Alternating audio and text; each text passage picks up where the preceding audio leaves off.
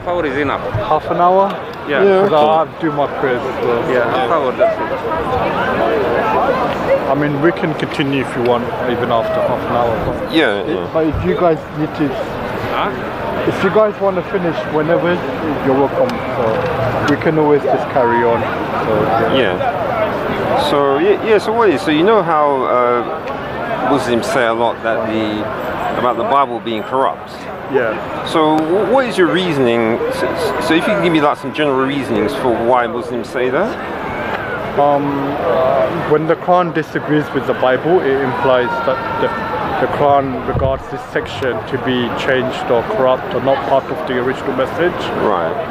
Another reason is also when it comes to like certain verses of the Quran, it says, for example, like they forgot a part of the message, as well as people write things with their own hands. Yeah. In order to profit by it. Right. They say this is from God when it's not, and God condemns them. Like God says not to say anything about him except the truth. So things like this, like from the Quran. There's also a hadith as well in which it's mentioned that not to change the Quran. The Quran may become corrupted, just like what the people of the book did to their own scriptures. Oh, do you know? Is that a paraphrase of what it says? Does it? Yeah, I'm paraphrasing. It's a hadith from Bukhari. It's regarding the compilation of the Quran. Yeah. The context is to do with about compiling the Quran into like a single volume or a single codex. And so, but I think isn't that the one where it says about so that they don't argue like the Jews and Christians? Something like this to this effect, yeah. All right. Yeah. So what it sounds like what you're saying is that in terms of corruption, you mean like things like, I don't know, verses different here and there and disagreements between certain things which are written in there. Well, one is to do with the view of the Quran. Does the Quran regard the previous scriptures to be changed or not? Yeah. And another is to do with whether they have actually been changed or not. Right. So do you believe that the Bible has undergone change, or do you believe it's the same as it was 2,000 years ago? Well, when you look at the history of it, it's not a case of there was a single Bible. What happened is that they decided. So, because obviously you had the writings like the Gospels, which were in various churches, and they were kept as papyrus, because obviously the churches weren't rich. So that was the easiest way for them to write down what they were learning or they were memorizing. So the way it is that when I look at what they say is that it's it wasn't at that time. It wasn't put into a book. So there wasn't really a Bible at the time of the early church. It's only once they collected, you could say with the Codex Sinaiticus could be the first one that they could call a Bible.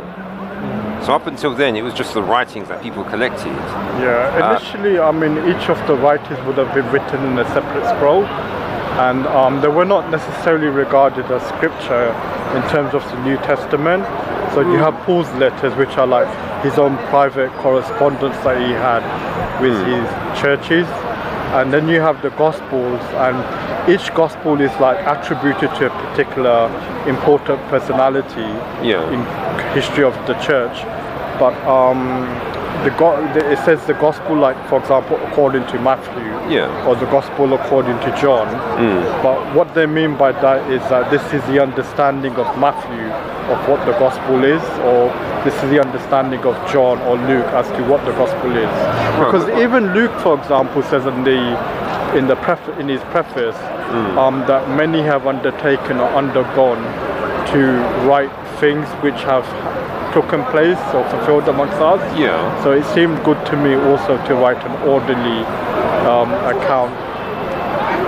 So Luke seems to be saying that the other writings are either like inferior to his writings, or that they've been changed or something to this effect. Because most critical scholars believe that Luke used Mark as a source to write his own gospel. So when you compare Matthew and Luke with Mark, often you'll find that Matthew disagrees with the order of Mark, so he places the stories in different. No, actually, it's Luke who disagrees, and he has the stories in different arrangement. Yeah, all of them do. None of them are really written to, because that's one of the things about it is that if what happened was that a group of people collaborated a group of people collaborated to come up with the writings of the New Testament, then you'd expect them to actually be more organized. So the fact it's all over the place, that shows you that it was a group of people who each had what they felt was from God, and then they followed it. Because Luke is supposed to be writing like an orderly account, so that his friend Theophilus may have certainty of the things that have been fulfilled. Yeah. So this seems to imply that Luke regarded the other writings as not being, not having the same certainty or the same confidence as his own gospel. But he doesn't say that though. So all he says is that. What does it mean that you may have certainty of the things that have? No, so certainty, because when he's writing to Theophilus, what he'd say there is then, according to what you're saying, then he would have said then, the other ones that you've read, I'm going to write a better one than those. So for it to be better, then you'd presume Theophilus would then have had others which are inferior. Yes, I agree with that. Yeah, Luke believes his gospel is better than the other gospels. Yeah, but my point is, Luke didn't say that. He just said, I'm going to write it so that you. It seemed good to me also having had perfect understanding of all things from the very first. So when I read this, all he's saying is that he's going to give Theophilus a version which is as good as he can do, and he's just mentioning that other people have done it as well, but he's not. There's no comparison here. Well, he's saying that he's carefully investigated the things from the start. Yeah, but he's not saying the other things. That's what makes his gospel better than the others, because he's having like more carefully investigated as opposed to the others, and his account is orderly as opposed to being disorderly like the other accounts. Yeah, that's the thing. Luke doesn't say anything against the other accounts. That's something that someone can maybe imply, but that's not what Luke's specifically saying. So if you look at the Greek word, when he says that many have undertaken to write, let me just pull up the exact word.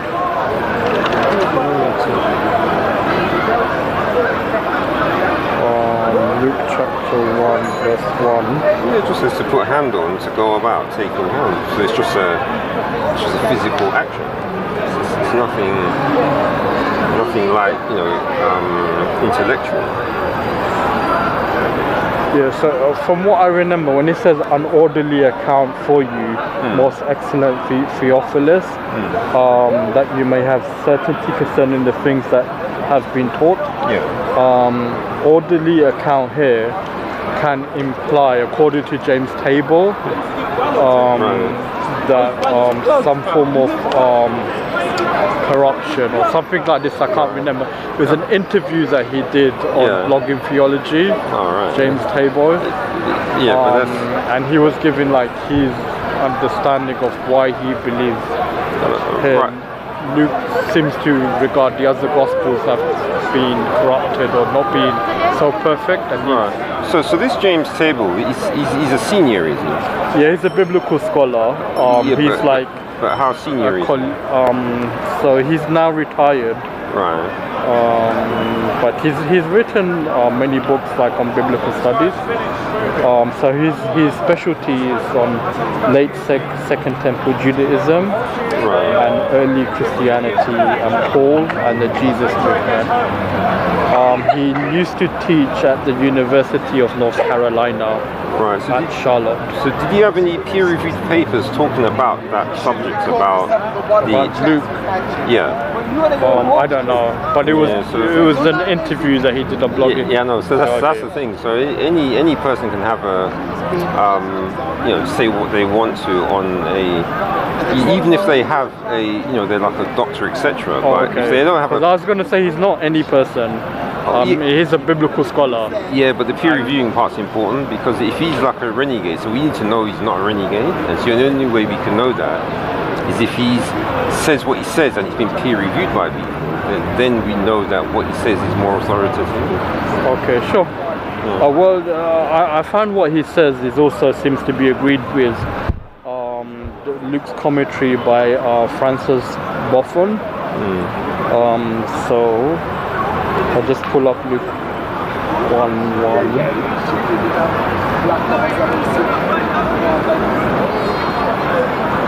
You have to admit that from what you're saying, you have to say that, I would say anyway, that they're reading into it, because they're not using words actually in the text to explain what they're saying. The thing is, when it comes to like biblical studies, a lot of the time when you're doing history, people tend to theorize as well as give hypotheses. So they're looking at, for example, like words like in the Greek, and they're comparing like how the same words are being used in other literature, and so many have undertaken. So I'm just looking. I remember reading the word undertaken has negative connotations in the Greek.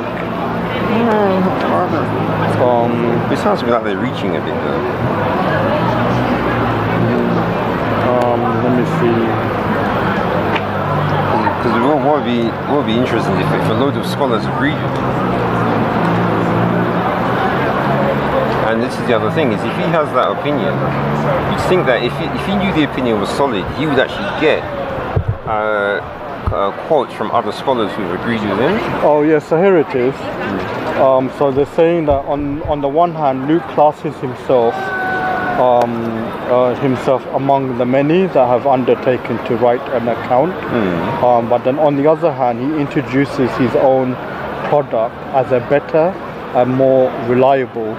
And they're saying that this word he uses in the Greek, I don't know, can you read Greek?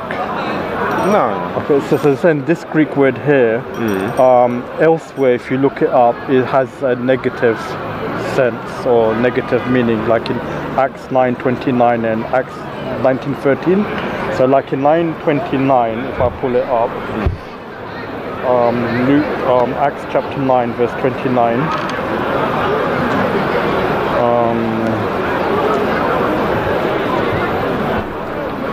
And he spoke and disrupt against the Hellenists, but they were seeking to kill him. So if we look up the Greek word, so also Acts. Which word is that? I mean the. Yeah. What, in hand?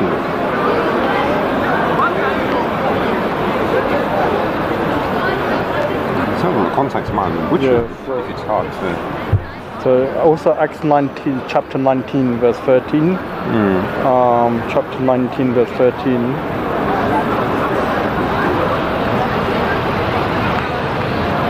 And then some of the itinerant Jews, Exodus, undertook to invoke the name of the Lord Jesus over those who had evil spirits, saying, I enjoy you by the Jesus. So he means the word undertook. Yeah, but so when Luke uses the word undertook, it has a negative meaning attached to it. That's like super reaching, because you can undertake to do anything. So the word undertake is not a it's not a word which is really controlled by context, because it has a simple meaning. So usually it's when a word is ambiguous, that's when it can be controlled by the context. But undertake is just a physical thing, you just do something. Yeah. It doesn't have anything apart from you just doing it. So whether you do it for evil, good, a bad thing happens or a good thing happens, the word is just exactly the same. Well, he's saying that if you look at how Luke uses the same word elsewhere, he uses it in a negative sense. So it's this word, Epicheireo, have undertaken. So if we look up the references, like in Luke and Acts,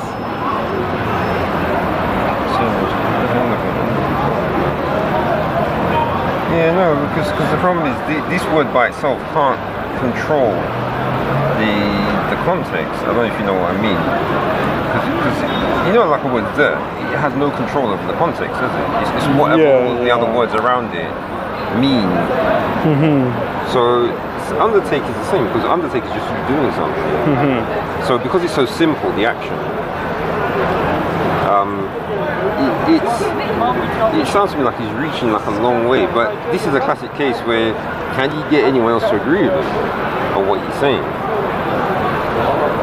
So this is like from a commentary, a Bible commentary. It's part of the Hermenia Bible series. Right. So I have it on the Logos app. So they're saying that Luke means it in a negative sense, that his gospel is better compared to the other gospels, whereas alright, well that seems... But did you wanted to ask me about something, like, because it's why do I believe the Bible's been changed, or... Yeah, well, see, this is one of them. So, but then there's, because you know how when, like when I hear you speaking, you will go through like a whole load of different verses, you know, when you're speaking to people. And so I've noticed that you've like memorized quite a few verses in the Bible. Okay. So I'm just wondering, so when you do that, that is to try and show the problems with it. That's why you do that. Not necessarily. I mean, the Bible is like a reference point, which both Muslims and Christians can use in the like vernacular, like when having dialogue with one another. Right. Because I can like quote the Quran to you, but you don't necessarily regard the Quran as being an authority. Whereas if I make the same point using the Bible, then that has some weight, like in the discussion. Yeah, but wouldn't that work in the negative? Because if you're trying to get someone to believe in what your your belief is, if your belief is strong, then you think that you'd then be able to like overwhelm whatever theirs is using the strength of your belief. Because I have to admit that when I'm speaking to some conversations that I have with like, for example, if I said the Quran teaches that Jesus isn't God, you don't believe in the Quran anyway, but if I show you from the Bible that the Bible teaches that Jesus isn't God, then that carries more weight. Because at the end of the day, it's about reaching the same conclusions, regardless of how you come to it. So the message of Islam is submission to God's will, and that means not associating partners with God or co-equals. So that's coming to that same conclusion, whether it's through the Quran or through the Sunnah of the Prophet or through the Bible. That's the main thing, not so much how you got there. Right. So you know when the because I don't know if there are Muslims have different ideas on how corrupt they believe the Bible is. Because I know there's some Muslims who won't quote it at all, and some who seem to quote it a lot. So is there a set like ruling in Islam of what line Muslims should have, or is it that Muslims just generally tend to have different positions on whether they use the Bible? I don't think there's like per se like an official position as to like how much of the Bible's been changed or corrupted. So really it's left up to people's own like independent study as to what they believe. But generally, like, we would use the Quran as a filter in order to subjugate like the Bible as well as anything else, like the Gitas or the Vedas or the Buddhist scripture, and even the Hadith, we would subjugate them to the Quran in order to filter out the wheat from the chaff. Okay, but do you know of any Muslim scholars who study any other books apart from the Bible? Where they've done it in depth, where you can there's someone called Al-Biruni. Have you heard of Al-Biruni? No. So he's a famous Muslim scholar, and he studied the Hindu religion. So he wrote a very famous book called Kitab al-Hind, which is about the history of India. And from what I know, he looked into the Hindu scriptures. Al-Biruni. Do you know, was it Alber? UNI. Yeah, so I think he actually wrote maybe the first like book on comparative religion. All right. Like someone who studied a religion other than his own, but from an objective academic point of view, because you've had like works done before, whereas the difference between his works and the works that were done previously is that his work wasn't intended to be a polemical work against Hinduism, but he's just simply scientifically or objectively looking at Hinduism and documenting Hinduism. So in that, it was unique. Right, because I don't know if you heard of what's his name? Ibn Hazm. Yes. Yeah, he's from Andalus. So, like 9th century plus. Yeah, well, he's 10th. He was 994 to 1064, I think. Okay. So that would be 10th and 11th century, roughly. Yeah. So, I should have asked. So, this Biruni, what year was he around? It's a good question. I do not know. Biruni. Oh, sorry, it's Albiruni, Al-Biruni. So he was 973, he was born. So the 10th century, so about the same time as Ibn Hazm. So yeah. He's a very famous Muslim scholar that is not mentioned or spoken about as much as he deserves to be, but I suppose maybe it's because the fact that the people of the book are mentioned in the Quran, but I suppose the Hindus would count as the idolaters rather than the people of the book. Well, this is the thing. The Muslims that went on to like conquer India, they came to the conclusion that people of the book also includes Hindus as well, because they also had a religious scripture that was before the Quran, and the Quran mentions that God sent messengers to every nation before the time of the coming of the Prophet Muhammad. So these they were saying that they don't necessarily have to have a lineage from Abraham to... No, because there's even prophets before Abraham. So like Noah, for example, is regarded as a prophet. There is the verse in the Quran about like we established from his seed prophethood with regards to is it Isaac or Jacob? But maybe Jacob. But there's also it was Jacob. So some people use this to exclude any non-Israelite or non-Jewish prophet. But the verse isn't saying that God only sent or established prophethood only amongst Jacob or Isaac's seed. Right. It doesn't use the word only, but the Quran refers to like prophets, or at least one prophet I can think of before the time of Abraham. Right. And Abraham wasn't a Jew. No. So because he's the father of other nations besides the Jews as well, because he had at least 2 sons. He may have had some other children as well. But we know like his most famous 2 sons, Isaac and Ishmael. So with the so with you feel that the Bible still has enough in it to use as a reference, but for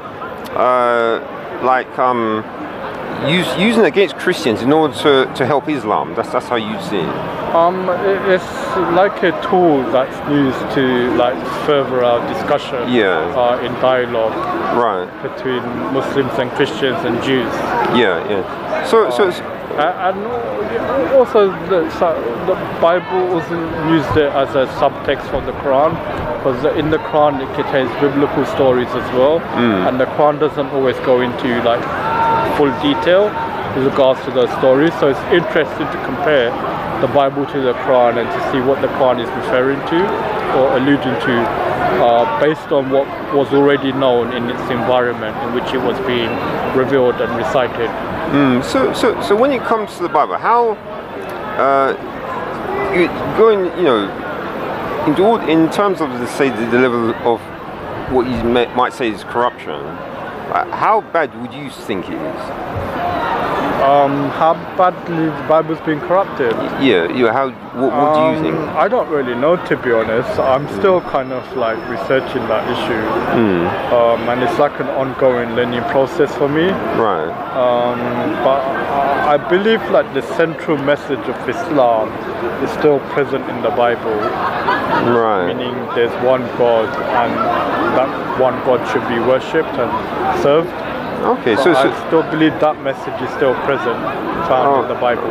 Oh, right. So like you were saying before, so you believe that it's whatever's in the Bible which doesn't go against the Quran, you feel that that's what's preserved? Yes. Yeah. Okay. So if we like do a when you obviously you've done a comparison because you've read the Quran and you've read the Bible as well. I know something I've said to a lot of Muslims where I keep going on about how I wouldn't switch to the Quran because what I've got in the Bible, the writings are a lot higher quality. So what do you think that the fact that obviously this is my opinion, that the writings, when I read them, I can understand them better, and to me they're of a higher quality. Do you think that quality is something which came from God, or do you think man just put that in there? I'm not talking about in terms of like writing it directly, but I mean influence the quality. Yes, I believe in scriptures that were revealed even before the time of the Prophet Muhammad. Right. So for me, it's not like a competition as to which one is better or the other. Right. Because if they both come from the same source or the originator, then you would expect them to be similar or alike. Right. So like when the Quran challenges people to produce a chapter like the Quran, the challenge is not to show that the Quran is like the previous scriptures or like the previous words of God, but the challenge is to show that the Quran is man-made. So like if you think that the Quran isn't from God, then by showing that the Quran is like the previous scriptures, and you're actually showing that the Quran is from God or is like the word of God. But if you want to show that the Quran isn't from God, then you should produce a chapter like the Quran, meaning like anyone can do it. But that because the thing about that particular challenge is, I have to admit, I don't quite understand it because some people might say, because I know that a lot of Muslims, they like, when you hear them singing the Quran, so they might make it sound like it's the eloquence of it. That's what it means. But do you believe that produce a chapter like it means the what's written in it, or the eloquence, or like the style, or what is there an exact meaning for that term, produce something like it? Yeah, so it says in chapter 2, verse number 22 to 23, I believe, that if you're in doubt about concerning what we have revealed upon the Prophet Muhammad, then produce a chapter or surah like it, and you will not be able to do it, and you will surely not. So it's basically, if you think that this isn't a revelation from God, then others can also produce something like it. But no one in the time of the Prophet Muhammad was able to meet the challenge, in that they weren't able to also produce a chapter or surah that was comparable or like the Quran, to show that it was of human origin. I suppose I'm still not quite getting it. Because what would be the difference? Do you know what? Has anyone, like your scholars or anyone, described a way of seeing the difference between if it was from God or from man? Yes, so there's been like even recently Mansoor Ahmed, Mansoor from Speaker's Corner. He recently did a YouTube video in which he this AI computer program. So, but there has been like videos and discussions that go more into detail as to what is meant by producing a chapter like it, to show that the Quran is from human origin. Oh, right. Yeah. I was going to say, about the AI. I was just reading something. Well, I was reading for like about an hour. Okay. This is just something to do with a website where they have people giving answers about computer problems, and apparently some people have been putting answers from the AI on it, and apparently what they've said is that the problem they have with that is that the answers look really good, but if you actually examine the answers, technically they've got problems. Oh, okay. So I'll just. I would say it's still worthwhile checking out the video, just to understand what is meant by the challenge. Yeah. At the end of the day, you don't have to agree with it, but just to understand like what is meant by the challenge. Because I feel that in the time of the Prophet, the Arabs, they were willing to go to war, they're willing to fight, and sacrifice their men, but they weren't able to meet the challenge because that would have been more easy for them to do and disprove Islam than go into war against the Muslims and persecuting them. Right. I suppose you don't know what the name of this video is. Oh yeah, sure. Yeah. If you type Mansour Speaker's Corner, maybe. Or was it on his Dawah channel? Yeah, I believe so. Yeah. AI challenge. Yeah, this one. So I typed Mansour Speaker's Corner AI challenge, and it's the first video that comes up from his YouTube channel, Dawah-wise. Right. It's called Chart GPT Imitating the Quran, and there's another video on SC Dawah channel called The Challenge of the Quran by Mansour Ahmed. But in terms of like, there is some stuff that I do know, like if you take the 112th chapter of the Quran, it's about the unity of God. And what's interesting is that if you take the last letter, there's like a rhythm that it rhymes, but at the same time it has a message being of monotheism, pure, strict, unalterated monotheism. So say he is God the absolute, so say he's God the one and only, God the absolute, the eternal. He neither begets nor was he begotten, and there's none like unto him. But in the Arabic, there's like a rhythmic tone, which has this meaning, but rhymes as well. Yeah, but you mean it's the actual? And also it has a rational argument as well. Because if God is one and absolute, and he's independent, it means he's not begotten. Because if he's begotten, then he means he's not independent and absolute. And if he begets, it means he's not one and alone. Or there's another like him. Okay. Okay. But this, to get that, what you're saying, that has to be in the Arabic. So that won't be in the translation. But in terms of the idea or the message, you can still get that from the English or from the translation. So God being one and absolute, he doesn't beget, because if he begets, then he's not one. And if he was begotten, then he's not independent, but he's dependent upon the begetter, and there's none like unto him. There's nothing comparable. So it has like a logical argument to the surah, but it's up to you whether you want to agree or accept it. But it is giving like a rational argument, and going back to the original point about the Bible, it's interesting is that in the Arabic it does echo, the Shema Israel in Hebrew, which is Hear, O Israel, the Lord our God, the Lord is one. So the word one there is echad, and that verse 1 says, He is Allah Ahad. Say He is Allah Ahad. So Ihad and Ahad, they both mean the same thing in Arabic or Hebrew. Which means one is absolute. Alright, So one and alone. Yeah. Yeah. So when it comes, so from what I've heard you say so far, so you then would believe that the people who were putting the Bible together, that they were collecting it, that they were genuine and there wasn't any like deception in anything they were doing. Is that what you believe?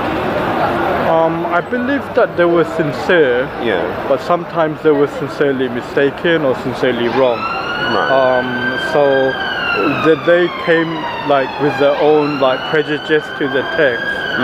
So if the text disagreed with their own beliefs, they will regard that or see that as being a corruption or an interpolation.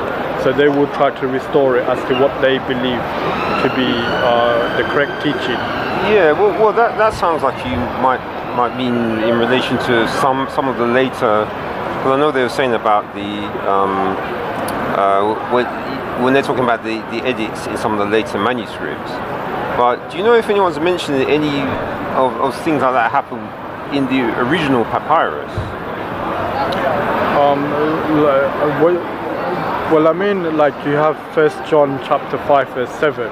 Yeah. In the King James Bible, and the reason why it appeared there was because it goes back to that question of like they sincerely believed, but they were sincerely mistaken because the person they wanted to include the Trinity into the Bible, but there wasn't any like Greek manuscript with 1 John 5:7. Yeah. So they wasn't going to include it unless if they have a Greek manuscript that has 1 John 5:7. And so someone forged a manuscript, and so people mistakenly copied that into the Bible, thinking that it was part of the original text. But then later on it was discovered to be an interpolation. Yeah, but that was like a later happening, because I suppose the one that is more closer to what I'm thinking is like, you know, the one about the adulterous woman. Yeah. Because that was in relation to older manuscripts, not actually something that happened like post Catholics. Because from what I've read, the one to do with the 1 John 5:7, that was a post-Catholic one. Yeah. So because was it the 14th century they say it happened? I can't remember. They say it was 16th century. Oh, 16, right. So there's no Greek manuscripts prior to the 16th century that has 1 John 5:7. Right, yeah. Whereas when it comes to like John chapter 8, about the woman accused of adultery, that's not to be found in any manuscripts prior to the 5th century. In the 5th? Okay. Yeah, from what I know. So that would mean it's not in the Codex Sinaiticus, which is dated from the 4th century. Yeah. So I'm assuming maybe it's in the Codex Sinaiticus because that's 5th century. But from what I remember reading, it's not found in Greek manuscripts prior to the 5th century. Right. So it comes very late. Okay. And also sometimes it appears in different orders. So you know the story of the woman is like in our Bible it appears in chapter 8, but in the Greek manuscript sometimes it appears like in different orders. Yeah, I mean in another chapter or another place. It would do, because you see those papyrus, they wouldn't have. You could essentially say in the papyrus there wouldn't be any order anyway, because there'd be no chapter breaks, there'd be no verse numbers, and there'd be no headings or anything. So literally, it's the people who put together the Sinaiticus and Vaticanus. They're the ones who had to really like line things up, because the fact that they had to get the papyrus from different groups, and a lot of those groups wouldn't even have been. But you know the translation that we read today isn't solely based upon the Codex Sinaiticus or Vaticanus. It's based upon what they call an eclectic text, which is basically a group of scholars, a committee, in which they vote onto what they think is the most probable reading. So they have like a group of manuscripts, and each manuscript have a variant, and then they vote on as to what they think was the most probable. So what we're reading today is something that didn't exist like prior, like 1,000 years ago? Well, it did exist. It's just that there were different versions, or there was slightly different version. Yeah, but so, the version that we're reading is different from like when they were reading the Codex Sinaiticus, for example. No, but it wouldn't be different because the majority of words would be the same. Yeah, the majority, yeah. Yeah. But, what I mean is not identical. Like it's another version. Yeah, but so like if you read the King James Bible, it's different from the Codex Sinaiticus. Yeah, you'll find it's got obviously 1 John 5:7 and the longer ending of Mark's Gospel. Yeah. In the King James. Yeah, so because that's the thing about it is like you see with and I think a lot of Muslims get confused about this because they think that they could talk about the Bible directly like the Quran. So they keep coming and say, oh, when was it revealed? Who revealed it? But the thing about it is that lots of different groups had the writings, then it was collected. So in a way, like I say to some Muslims, it's like because the Bible is more a combination of the Quran, the Hadith, and tafsir as well. So it is everything brought together. So you're not going to have like one reciter memorizing it and then telling these people, the whole entirety of what's in the Bible. And so because of previous manuscripts, and there's intentional and unintentional changes. Yeah, but then the problem you have with those changes is that the fact that you have so many manuscripts around, that if you try and do a change, like you said with the 1 John 5 and 7, the best they could get in was one verse. Because obviously if you try and do more... Oh no, there are other examples.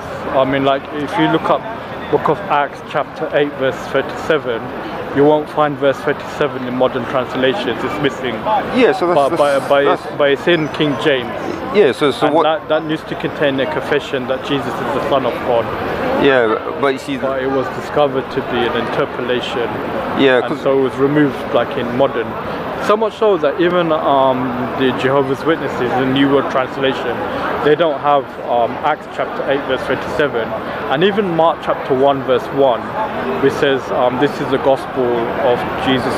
This is the beginning of the gospel of Jesus Christ, the Son of God. So the Jehovah's Witnesses, they don't also have the title Son of God. Yeah. Because it's not found in the Codex Sinaiticus nor in the Sinaiticus as well. Yeah. So some scholars doubt as to whether the title Son of God belongs there or not, and often you'll find in modern English translations, even those they still keep it, they still have a footnote to say it's not found in some of the most really reliable manuscripts. Yeah, but if we take all of these different, you're saying about the differences between verses between the different manuscripts, and then the decisions that they made about which verses they're going to include in their translation. When you look at it, does it make much of a difference to what's actually taught in the Bible? It does in terms of the divinity of Jesus, and even the death and resurrection, because it shows that Christianity evolved. So it shows the history and development. But you mean just a few verses? Yeah, like if you take, for example, like the doctrine of the Trinity, you can see examples where Christology evolves and develops. Right. So, for example, the verse "Son of God" in Mark 1:1 is not found in the Codex Sinaiticus or the Sinaiticus, and this is like a proof text that Trinitarians use to say that Jesus is the Son of God. So you may say Jesus is also called Son of God in other parts, but that's only because we don't have an antecedent to Mark's Gospel in which we could make that comparison to show that maybe these other places, the title Son of God, may have also been added. Right, okay, but then in order to add the Son of God in, wouldn't then that cause a change in the context? Yeah, because if you read a few of them, like a classic one is the John 9 when when the blind man asked Jesus. Yeah, John chapter 9 verse 9. Yeah. And it says, I am he. Yeah. So if the Son of God was taken out there, the actual sentence would just be completely broken. It doesn't say Son of God, it says Messiah. Or Christ, from what I remember. So he's basically asking him, like, did Jesus heal you? Oh no, it's when he met Jesus afterwards.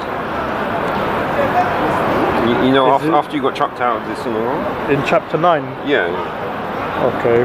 It's later down. It's later on.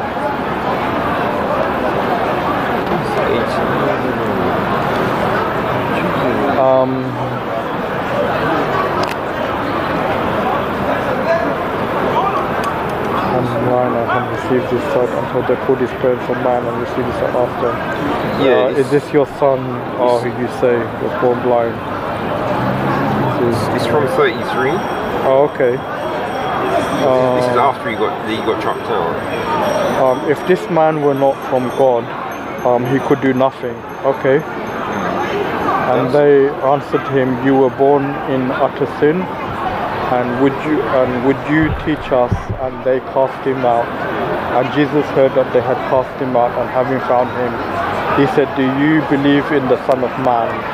And he answered, who is he, sir, that I may believe in him? And Jesus said to him, you have seen him, and it is he who is speaking to you.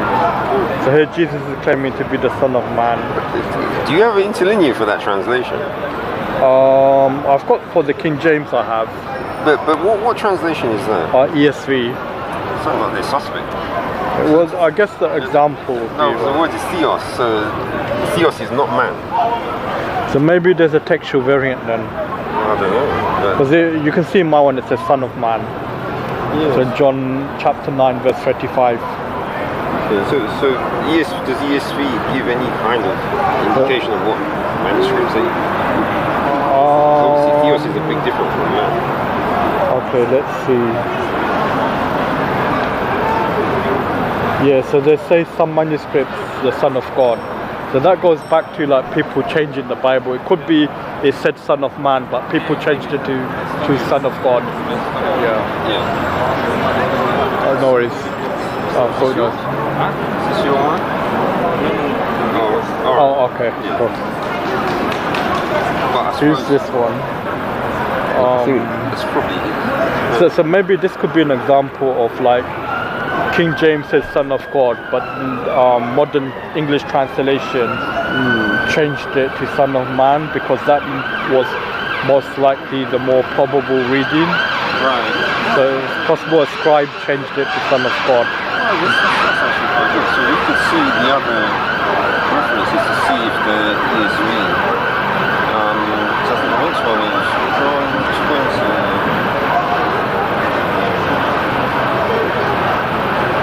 No, John 19. Oh, okay.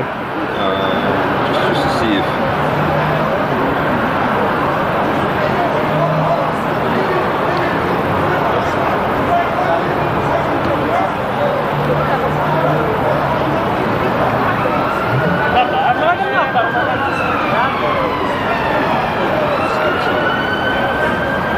Is this the trial before Pontius Pilate? Yeah. The Roman governor.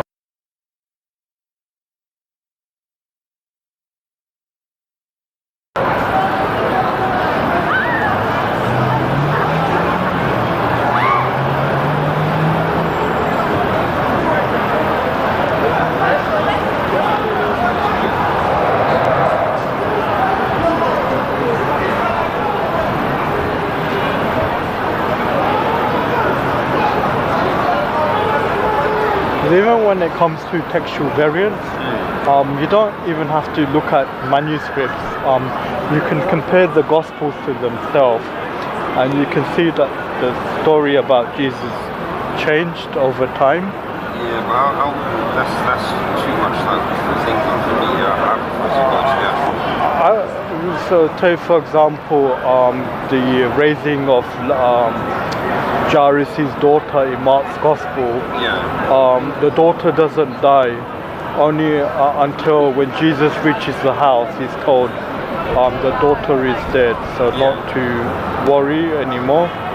But Jesus nonetheless goes ahead and heals her or raises her. But in Matthew's Gospel, the daughter is dead from the start. Because when Jairus first approaches Jesus, he says, "My daughter has just died," as opposed to "My daughter is about to die," or is at the point of death. Well, there is one kind of problem with that, is that if he says if he has to come to Jesus, then there's going to be a time between him seeing the daughter and him finding Jesus. Yeah, so this is when Jairus first approaches Jesus. So in Mark, when he first approaches him, he says to Jesus, "My daughter is at the point of death. So come and lay your hands on her so that she may be well and live." Whereas in Matthew's Gospel, Jairus says, "My daughter has just died. So come and lay your hands so that she may live." But you realize, I was just going to say, you realize that's not even a textual variant, that's just a witness variant.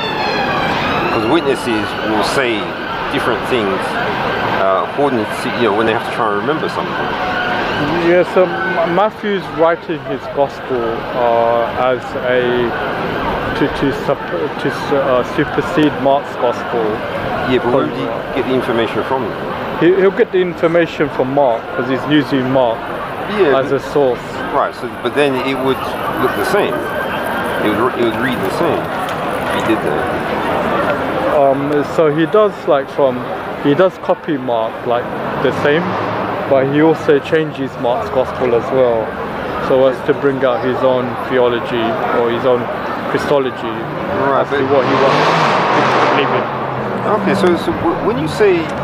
So let me see if I can find that story of when Jesus raises Jairus' daughter. I just forgot the reference. It's in Mark chapter 5, but Matthew I can't remember. Yeah, it's Matthew chapter 9. Verse 18, I guess. While he was saying these things, meaning Jesus, behold, a ruler came in and knelt before him, saying, "My daughter has just died, but come and lay your hand on her, and she will live." Let me just highlight that. And then in Mark chapter 5,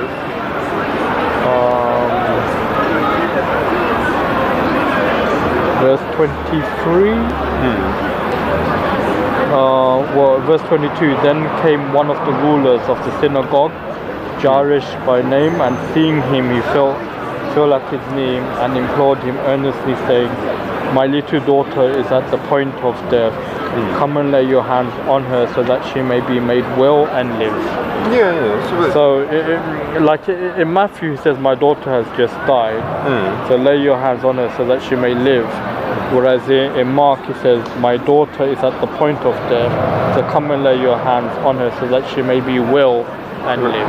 Right, so you're saying rather than that being a witness variation, it's a textual variation, that's what you believe? Yeah.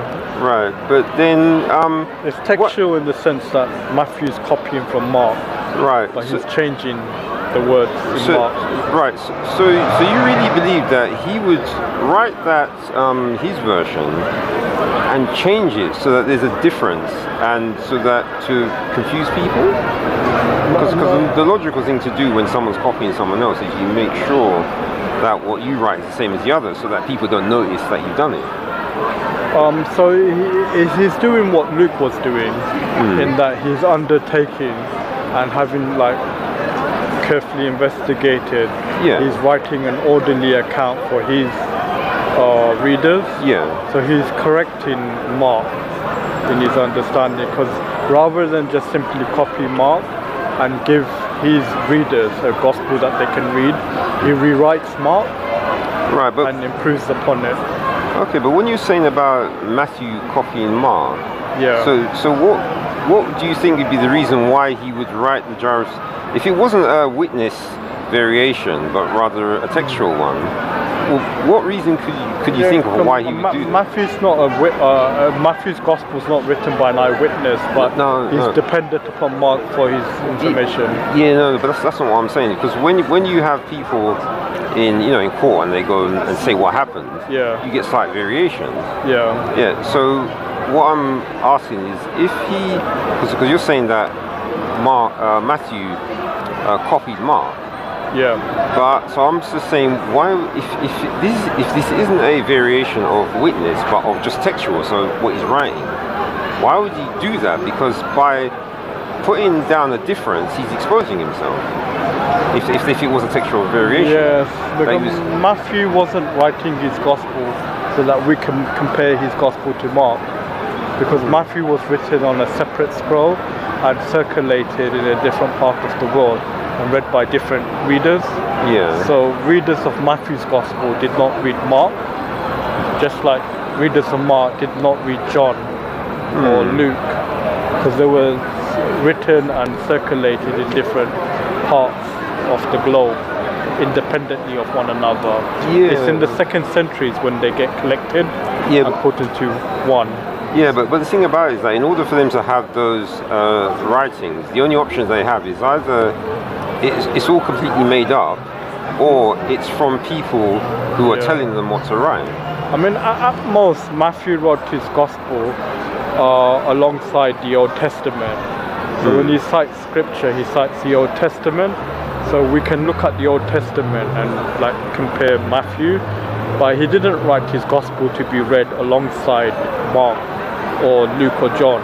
But if he... So that's why it's called the Gospel according to Matthew. But because it's his version of what he understands to be the right gospel, or the true gospel. But if Jesus. So if Matthew copied from Mark, though, that means he would have to have had a copy to read. Yes, right. So then that means they would have been in circulation. Matthew just did extensive, more research. Compared to, he's writing his gospel for the general public, so the general public are not necessarily going to read Mark's gospel.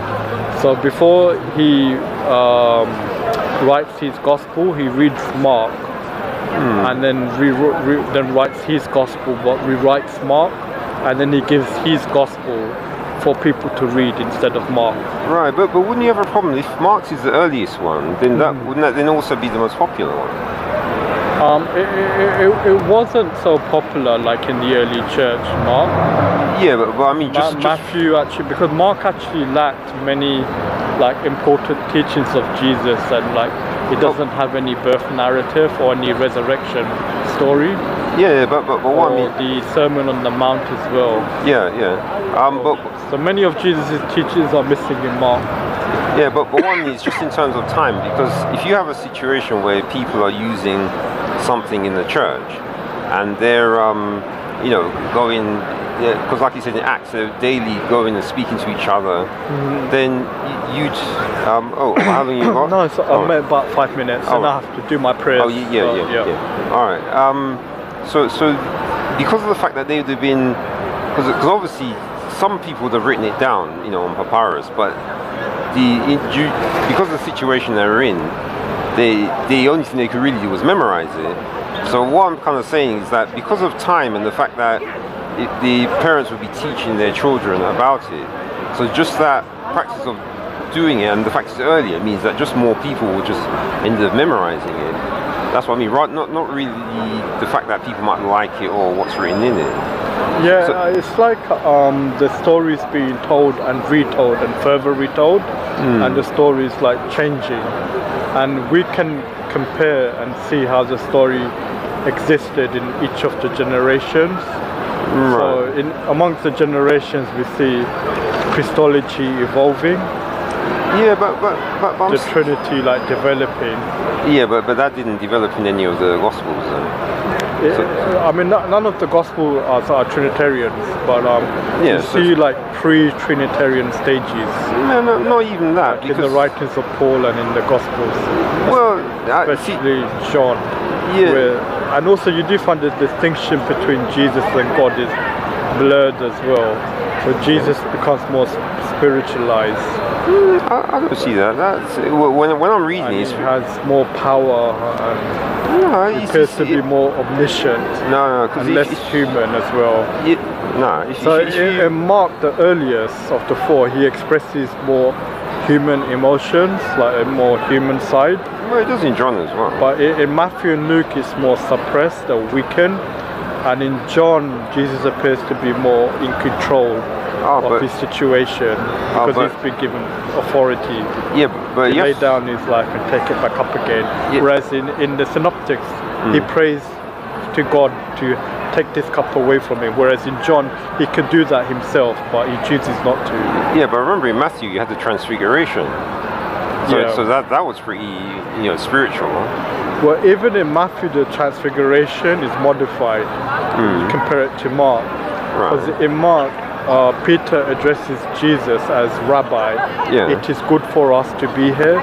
So let us make a tabernacle. 10, one for you, one for Moses, and one for Elijah. So that's in Mark chapter 9, verse 5. Whereas if you compare it to Matthew chapter 17, verse 4, Peter addressed and calls Jesus Lord. It is good for us to be here. Let us make a tabernacle. You didn't know according to Arabic, it's the same word. It's not. In the Greek, it's different. No, but Rabbi, it's the same thing. Because in Arabic, Rabbi means Lord, isn't it? Rabbi means rabbi, doesn't it? No. If you rabbi means like teacher. Yeah, but when I look up, because I've been doing some Quran verses, and there's a certain verse where it says Allah is Lord of the world, and the Lord is like it's Rabbi. It's Rab. Yeah. So it's similar to the word Ab. Abba in Aramaic or Ab. So Rab has an R at the beginning instead of Ab. It's Rab. But the Rab and Ab, both in like Semitic culture, has similar meanings. It means someone who cares or someone who sustains and provides, like his Lord, and also has the meaning of Lord and Master as well. But Rabbi is specifically used to refer to a teacher, a Jewish teacher. But it has a meaning before, because the rabbis went around all the time. So obviously the word would have existed before Rabbi came along. But the point being, Peter addressed Jesus as Rabbi. And not, whereas in Matthew he addresses him as Lord, and it's a different Greek word as well. So in Greek it's Kyrios in Matthew, but in Mark it's another Greek word. Whatever the Greek word for Rabbi is, but Well, I just wanted to go back. And God is called Kyrios in the New Testament. Because it's just a generic word. They wouldn't have had. But he's not called Rabbi. God's not called Rabbi in the New Testament. So because if you go to your ESV again, and just go to Matthew 9. It's Luke.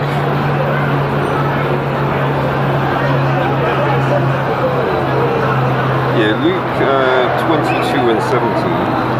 Okay. And he took a cup, and when he had given thanks, he said, "Take this." 22? Oh, sorry. For the Son of Man goes as it has been determined, by woe to that man by whom he is betrayed. What chapter? Is this chapter 22, verse 22? 22 and 17. 70. Okay, sorry.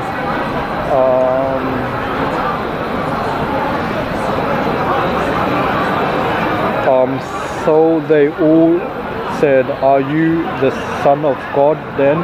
And he said to them, "You say that I am." Okay. So that shows that even though you had that variation in the John one, that shows in the Luke one, it does say something about so. But he says, "You say that I am." But what I'm saying is that the fact that if it was a case of they changed it in the previous one, then they would have changed this one as well. But this is Jesus before the council rather than the blind man.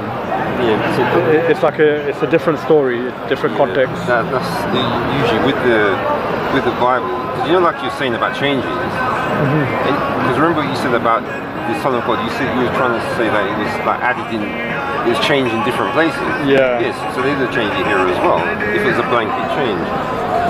Oh yeah, I'm not saying that Son of God didn't exist like in original early Gospels, but I'm saying that it may be part of the tradition in which the story evolved.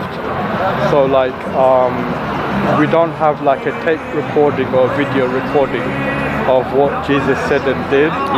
But what we have are originally like oral traditions or stories that people passed down by word of mouth, and that eventually were written down. And we know stories about Jesus were changed in the written phase, because we can look at the 4 Gospels and compare them. And so it's reasonable to assume even in the oral stage there would have been some changes as well. But it wouldn't have been like a word for word exactly the same. Right, but when you say change, because to actually change the meaning of something, you have to change the whole sentence. So are they saying that they were whole sentence change? So you can change the phrase or something and then say the exact opposite. Yeah, but the problem is if it doesn't match the context, you have to change quite a bit to get the context to make sense. Because like what I was saying to you about the blind man. So he could be called a prophet, so like a prophet of God. And they regarded prophets of God as also as sons of God. And so maybe they called him son of God later on, and it originally meant prophet. And then Son of God is understood to be God the Son, second person of the Trinity. Well, actually, the classic one to find out is if you go to, I think it's Matthew 3, and it should be 12. I'm just going to do my prayers. But you can show me, and then I'll just it's just at the end. So, what's the reference? Matthew chapter 23? No, it's just Matthew 3 and 17. Okay, about the baptism of Jesus. So just... so even you can compare this to Mark chapter 1 verse 15, about the baptism of Jesus, and you see even the voice is changed from "you are my son" to "this is my son." But that's so if Jesus is the Son of God, then he would already know he's the Son of God. He wouldn't need to be told. But it's the crowd that needs to know, and so Matthew changes it from "you are my son" to "this is my son," speaking to the crowd instead of to Jesus. You already knew he was his son anyway. So why would then God say to him, "You are my son"? Why not say it to the public instead, that they can be informed? Same thing. Like how they do in the theatre. When people do speak to each other, it's for the crowd. So in Matthew, God is addressing the crowd rather than Jesus, whereas in Mark, it's addressed to Jesus.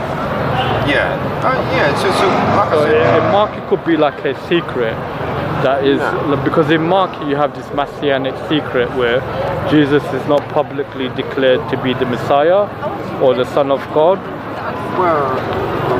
So he doesn't tell anybody, and even when it's said that he's the Messiah, he charges people not to tell anyone about this.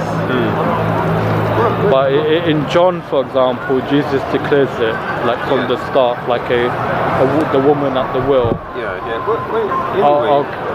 What it is, I'm going because of how late it is. Really? Okay. But we can talk about it next week. Hopefully, Thank you. All right. Okay. I forgot about that. Okay, no worries. All right. See you. No, my. All right.